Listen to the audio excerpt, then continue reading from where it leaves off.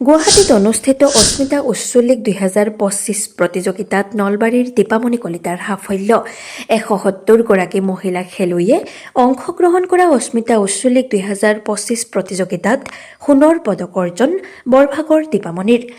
শনিবাৰে গুৱাহাটীৰ DTRP indoor ষ্টেডিয়ামস্থিত উচ্চ কোচিং চেণ্টাৰ হলত এদিনীয়া কাৰ্যসূচীৰে অনুষ্ঠিত কৰা হয় অস্মিতা উচ্চ লীগ 2025 ভাৰতীয় ক্ৰীড়া প্ৰাধিকৰণ চমুকৈ ছাইৰ পৃষ্ঠপোষকতাত তথা অসম উচ্চ সন্থাৰ সহযোগত কামৰূপ মেট্ৰ জিলা উচ্চ সন্থাই অনুষ্ঠিত কৰা প্ৰতিযোগিতাত 170গৰাকী মহিলা উচ্চ খেলুৱৈয়ে অংশগ্ৰহণ কৰে।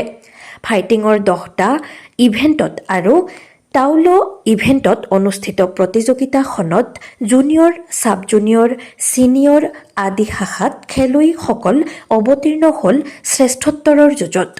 গুৱাহাটীত অনুষ্ঠিত অস্মিতা উচ্চ লীগ 2025 প্ৰতিযোগিতাত অংশগ্ৰহণ কৰি নলবাৰী জিলাৰ বৰভাগৰ মৌৰাগাঁৱৰ দীপামণি কলিতাই সোণৰ পদক অৰ্জন কৰি বৰভাগৰ লগতে নলবাৰী জিলালৈ গৌৰৱ কঢ়িয়াই আনিবলৈ সক্ষম হৈছে।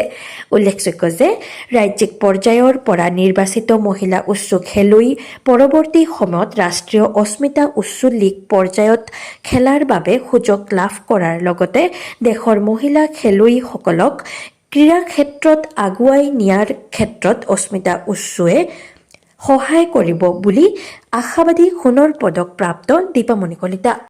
নমস্কাৰ, মোৰ নাম শ্ৰী দীপামণি কলিতা। মোৰ ঘৰ মৌৰাত আৰু মোৰ ডিষ্ট্ৰিক্ট নলবাৰী।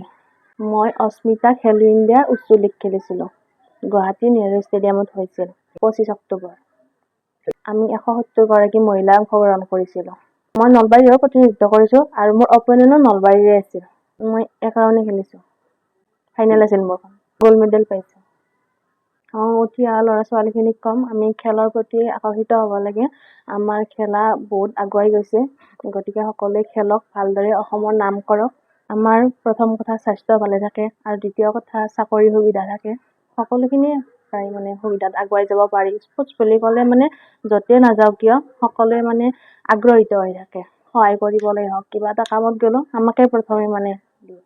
মই প্ৰথমে আমাৰ নলবাৰী ডিষ্ট্ৰিক্টৰ সুভাষ ছাৰক ধন্যবাদ দিছোঁ আৰু তাৰপিছত মোক অংশগ্ৰহণ কৰোঁতে সহায় কৰাৰ ফলত। নিউজ ডেস্ক ৰিপোৰ্ট বাৰ্তা টু জেড।